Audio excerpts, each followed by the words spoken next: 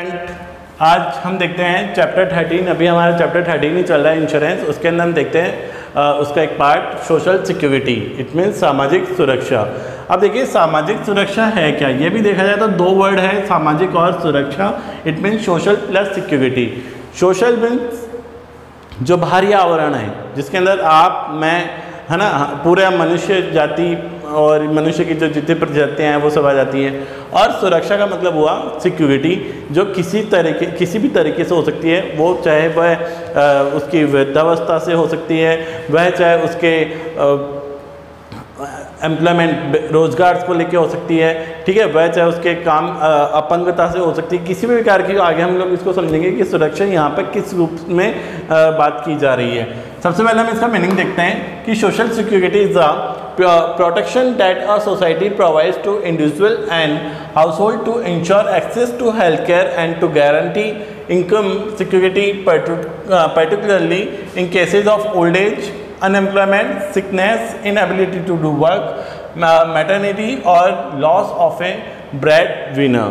क्या मतलब हुआ कि जो सामाजिक सुरक्षा है उसका तात्पर्य है कि या तो वो समाज को प्रोवाइड करवाती है व्यक्तिगत अथवा समाज के जो विभिन्न जो समूह हैं, ठीक है, उनको to ensure access to health care, यानी उनके स्वास्थ्य से संबंधित and to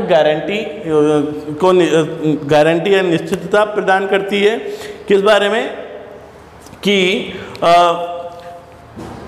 security particularly in cases of old age, की यह तो वृद्धावस्था के लिए करती है, ठीक है, या फिर वह उसकी अनएम्प्लॉयमेंट बेरोजगारी के लिए करती है, सिकनेस यानी बीमारी के लिए करती है, इनएबिलिटी टू डू वर्क या वह काम करने में असमर्थ है, और maternity loss of a bread winner, या फिर मान लीजिए वो किसी प्रकार का उसमें कोई क्षमता थी और अब वो नहीं कर पा रहा है, उसके पेशेवर से संबंधित बात आ गई, उससे संबंधित क्या की जाती है, सुरक्षा दी जाती है। ठीक है, इसका मीनिंग आपको समझ में आ गया सोशल सिक्योरिटी का। यानी मुख्य जो बातें हैं वो क्या है कि यह वगैरह old age, unemployment, sickness, inability to do work, ठीक है, और मैटरनिटी और loss of a bread winner, इससे संबंधित जो है सुरक्षा दी जाती है। अब ये सुरक्षा प्रोवाइड कौन करवाता है? ये सुरक्षा प्रोवाइड करवाता है बाकायदा ये तो बीमित खुद, ठीक है, यह तो वो खुद अपनी सिक्योरिटी रखते हैं, इनसे संबंधित इंश्योरेंस करवा के, या किसी ऑर्गेनाइजेशन या संस्था के द्वारा करवाई जाती है, या फिर सरकार के द्वारा, ठीक है, जिसमें राज्य सरकार और केंद्र सरकार दोनों ही आती हैं। ठीक है, अब ये सिक्योरिटी प्रदान किसी की जाती है? अब ये सिक्योरिटी जो प्रदान की जाती है वो की जाती है, जैसे मान लीजिए आपके अन्य समाज के जो अन्य वर्ग, जैसे मैं प्रजाति की बात की थी, जैसे मोची, कूली, है ना, आपके मजदूर, मछुआरे, ठीक है, गरीब जो प्लांटेशन वाले जो मजदूर हैं, जैसे हाल ही में कुछ मजदूरों का पलायन उन्हीं के गांव में हुआ। तो इस प्रकार से कई सारे जो मानव की जो अलग अलग जो रूप हैं, ठीक है, रूप से मतलब जो अलग अलग जो कार्य कर रहे हैं, उन कार्य करने वाले व्यक्तियों को सुरक्षा प्रदान की जाती है। ठीक है, अब हम देखते हैं इसके सबसे पहले फीचर्स कि इसके फीचर्स क्या हैं या इसकी विशेषताएं क्या है। सामाजिक सुरक्षा के प्रथम या पहली जो विशेषता है वह है प्रोवाइड सिक्योरिटी टू सोसाइटी। यानी ये क्या करता है कि यह सामाजिक सुरक्षा लोगों को सामाजिक सुरक्षा जो है वो समाज के लोगों को सुरक्षा प्रदान करता है। और ये सुरक्षा जो प्रदान की जाती है वो किस प्रकार से की जाती है? कॉन्ट्रीब्यूशंस के द्वारा, यानी सहयोग के द्वारा। ठीक है, सामूहिक जिससे जिसमें कंट्रीब्यूशन यानी अंशदान के द्वारा, सहयोग के द्वारा ये सामाजिक सुरक्षा की जाती है। ठीक है, अब कंट्रीब्यूशन के द्वारा आगे मैं बताऊंगा कैसे। ठीक है, इसके बाद सेकंड है made by any institution, organisation और गवर्नमेंट। अंशदान की बात करी थी, वो किसके द्वारा होता है? या तो वो किसी इंस्टीट्यूशंस के द्वारा हो रहा है, या वो किसी ऑर्गेनाइजेशन के द्वारा हो रहा है, या सरकार के द्वारा हो रहा है। यानी कि यह जो सामूहिक जो प्रयास है, यानी सुरक्षा देने का जो सामूहिक प्रयास है समाज के लोगों को, वह बाकायदा एक संस्था के द्वारा या किसी संगठन के द्वारा या सरकार के द्वारा प्रदान के माध्यम से किया जाता है। आपको इतना ही लिख के आना है इस पॉइंट्स में। थर्ड जो है वो है standard of living to person in case of contingency. यानी जो सामाजिक सुरक्षा का जो मुख्य ऑब्जेक्ट है, ठीक है। यह उद्देश्य जो है वो क्या है कि अनेक जो विपत्तियाँ आती है या फिर मान लीजिए जो दुर्घटना होती है उसके अंदर जो व्यक्ति है उस व्यक्ति को न्यूनतम जीवन स्तर उपलब्ध करवाता है कौन? सामाजिक सुरक्षा। ठीक है, ये इसका मेन ऑब्जेक्ट आ गया। इसके बाद फोर्थ है reducing future worries of A persons, यानी ये लोगों को जो भावी जो चिंताएं हैं, भावी चिंताएं में आती हैं चीज़ें, old age, unemployment, sickness, inability to do work, क्योंकि भविष्य अनिश्चित है। ठीक है, तो उसी भविष्य की अनिश्चितता के लिए व्यक्ति जो है वो सामाजिक सुरक्षा के अंतर्गत जो है इंश्योर होना चाहता है। ठीक है, तो ये जो हो गया आपके पास। और इसके बाद इसका जो नेक्स्ट पॉइंट है वो है आपका social justice and human dignity, यानी सामाजिक सुरक्षा की जो कंसेप्ट है, जो विचारधारा है वो क्या है? सामाजिक न्याय और मानवीय प्रतिष्ठा के सिद्धांत पर आधारित होती है। ठीक है, यानी इसका जो मेन जो प्रिंसिपल है वो क्या है? इसका जो मेन जो प्रिंसिपल है वो क्या हो गया आपका? सामाजिक न्याय एवं मानवीय प्रतिष्ठिता, यानी कि जो समाज के अंतर्गत जो जितने भी वर्ग हैं उन सभी वर्गों के साथ बराबर न्याय होना चाहिए। अब वो वर्ग कैसे कौन से हो गए? जैसे दर्जी, जैसे आपका मजदूर, जैसे मछुआरे, जैसे आपका ऑटो रिक्शा चालक, ठीक है, आपके रिक्शा चालक, ये जो वर्ग है इन वर्गों को सुरक्षित किया जाता है भविष्य की अनिश्चितताओं से बचाने के लिए। ठीक है, तो ये पॉइंट्स इसके जो हैं कुछ फीचर्स हैं वो आपके सामने आ गए, इसके द्वारा भी आपको इसका पॉइंट समझ में आ गया होगा। अब हम देखते हैं रोल ऑफ सोशल जस्टिस। ठीक है, यानी कि जो सामाजिक सुरक्षा है उसकी क्या भूमिका क्या है? ठीक है, उसकी भूमिका क्या है? अब इसकी भूमिका क्या है? फर्स्ट, प्रोविजंस ऑफ इनकम और वेल्थ इन ओल्ड एज, यानी वृद्धावस्था में क्या करता है? ये जो धन और आय है उसकी प्रोविज़न, उसकी ये व्यवस्था करता है। अब बीमा संस्थाएं क्या करती है कि अनेक ऐसे बीमा पत्र, ठीक है, जो आप जानते हैं बीमा पत्र क्या होता है, इससे पहले मैंने बताया था लेक्चर्स में 2-3 लेक्चर पहले कि बीमा पत्र या बीमा योजनाओं का ऐसा निर्माण करता है जिसके अंतर्गत क्या होता है कि जो बीमित है यानी जो इंश्योरर है ना, इंश्योर्ड जो हो रहा है व्यक्ति, वो उसके तहत क्या करती है बीमा कंपनियां वृद्धावस्था के दौरान उनसे जो है या तो वो एक मुश्त भुगतान ले लेती हैं, ठीक है, या फिर संपूर्ण राशि क्या करती है वार्षिकी के रूप में उनसे लेती है। ठीक है, और बाद में जो व्यक्ति है वो एक तरह से क्या करता है, इसके अंदर एक इन्वेस्टमेंट करता ही है अपने प्रीमियम के द्वारा, और उसमें के दौरान वो अपनी जो वार्षिकी जो आय आ रही है उसके द्वारा वो अपने जीवन यापन को जो है जीवन यापन करता है। अब इसके अंतर्गत और किस प्रकार के बीमा पत्र हैं? जैसे आजीवन बीमा पत्र, बंदोबस्ती बीमा पत्र, पेंशन बीमा पत्र, यूनिट लिंक बीमा पत्र उपलब्ध करवाए जाते हैं। ठीक है, ये कुछ बीमा पत्र जैसे जिनके नाम मैंने आपको बताए।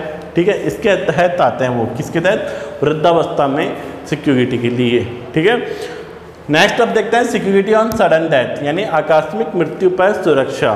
ठीक है, बीमित की बाईचांस जैसे अचानक यदि मृत्यु हो जाती है तो वो उसे सुरक्षा कौन प्रदान करता है? सामाजिक सुरक्षा के तहत बीमा प्रदान करता है।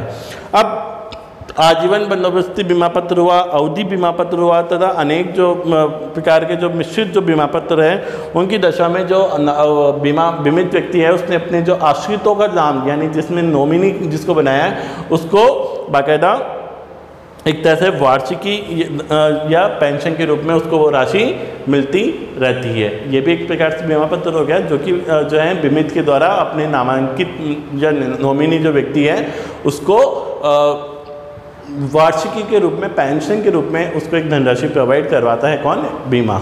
ठीक है, इंश्योरर। नेक्स्ट है helpful in case of sickness, यानी बीमारी की दशा में सहायक। अब बीमा बीमितों को जो है गंभीर बीमारी की दशा में भी अनेक सहायता, आर्थिक सहायता प्रदान करता है।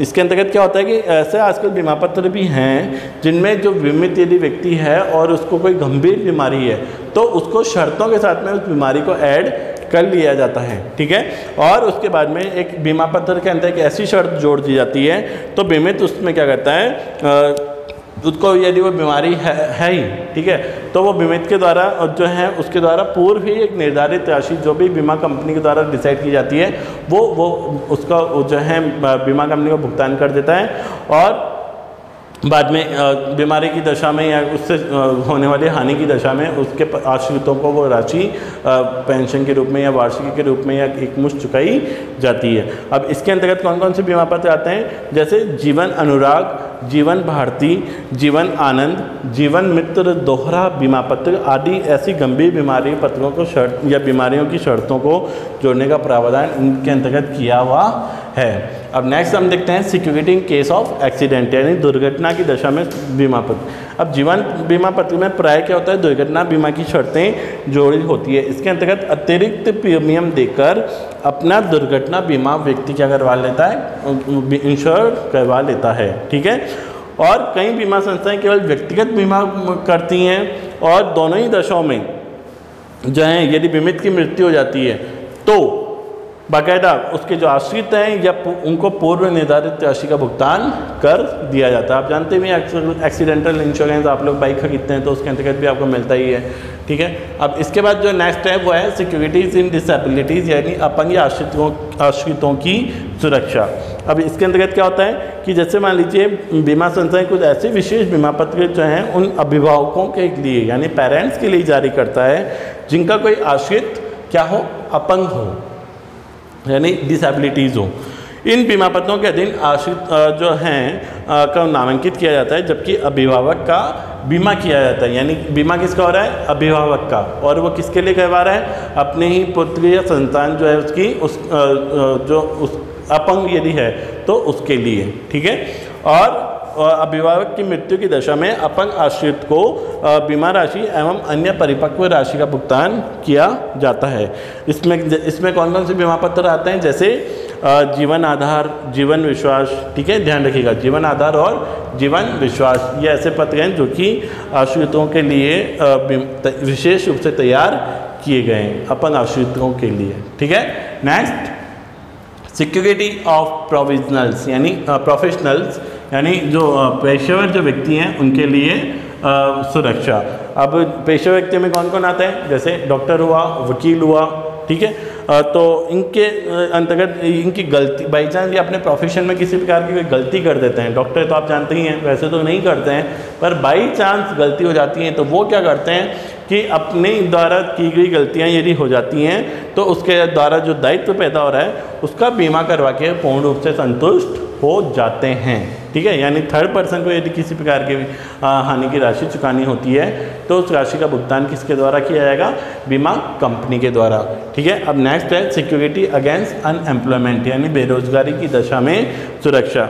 हालांकि जो है भीख यानी बैगर्स जो है वो बेरोजगारी बीमा में नहीं आता है, किंतु कुछ विकसित देशों में क्या है कि बेरोजगारी बीमा भी एक क्या माना गया है, सुविधा के रूप में, सुरक्षा के रूप में माना गया है। जब किसी बीमित कर्मचारी को रोजगार से अलग कर दिया जाता है, यानी कि उसको रोजगार से बाहर किया जाता है, और बाहर कैसे होता है, छटनी के द्वारा यानी ले ऑफ के द्वारा या फिर जबरन छुट्टी के द्वारा, कि भैया आप घर पे बैठिए, आप जो है पैसा ले जाइए, लेकिन अब कंपनी जो है आपको जॉब प्रोवाइड नहीं करवा सकती। आपने सुना भी होगा अभी काफ़ी फ्लाइट्स की जो कंपनीज है, यानी भारत की कई एयरलाइंस हैं उनके अंदर ऐसी कंडीशंस आई थी, भारत की कुछ अच्छी कंपनीज हैं उनके अंदर भी ऐसी कंडीशंस आई थी कि उनके अंतर्गत जो काम करने वाले एम्प्लॉयज़ थे उनको बाहर की रास्ता दिखाया था कि हम आपको पेमेंट नहीं कर सकते हैं। तो क्या हुआ कि इस प्रकार का यदि कोई व्यक्ति के साथ में वो जो एम्प्लॉयज़ होते हैं वो अपने आप को सिक्योर यदि करना चाहते हैं तो वो क्या करते हैं, सिक्योरिटी अगेंस्ट एम्प्लॉयमेंट यानी बेरोजगारी की दशा में अपने आप को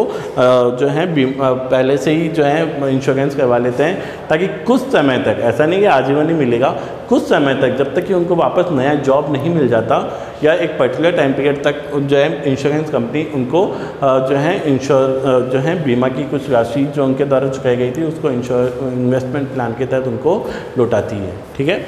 इसके बाद लास्ट पॉइंट है सिक्योरिटी अंडर पब्लिक लायबिलिटी यानी सामाजिक दायित्व के अधीन सुरक्षा। अब कई व्यवसायी और व्यावसायिक संस्थाएं क्या करती हैं कि कोई खतरनाक निर्माण कार्य करती हैं, जैसे खतरनाक जो पदार्थ है या द्रव्यों से संबंधित है या गैसों से संबंधित है, तो उनको लायब ले जाया जाता है और उनको उपयोग किया जाता है। तो इस प्रकार से क्या है कि इनमें जो है जन सामान्य को शारीरिक क्षति पहुंचने की संभावना ज़्यादा रहती है। तो क्या करते हैं कि ऐसे व्यावसायिक संस्थानों को इनके लिए उत्तरदायी ठहराया जाएगा। तो ऐसी संस्थाएं इन उत्तरदायित्वों से बचने के लिए या उत्तरदायित्वों से को एक तरह से सिक्योर बनाने के लिए पब्लिक लायबिलिटीज़ के तहत एक इंश्योरेंस करवाती है, ताकि यदि उनके ऊपर किसी प्रकार का दायित्व आए तो वह इस दायित्व को आसानी से चुका सके। तो ये कुल मिला के सोशल सिक्योरिटी यानी सामाजिक सुरक्षा है, जो कि एग्जाम्स में आपसे इसका या तो मीनिंग और या इसका रोल या फीचर्स इसके आपसे पूछे जाते हैं। ठीक है, तब आप लोग इस पॉइंट्स को अच्छी तरीके से समझ में आ गया होगा। बस आपको थोड़ा थोड़ा इस पॉइंट्स के अंदर जितना हो सके डिस्क्रिप्ट करना है, और अपनी जो बुक्स हैं, जो मैं हमेशा कहता आया हूँ कि अपनी बुक्स हैं उसके अंदर भी इन पॉइंट्स को एक बार वापस दोहराएं, रिवाइज करें, और बाकी मेरा जो ऑडियो लेक्चर या जो है आपके सामने, इसको आप सुनें। ठीक है, थैंक यू।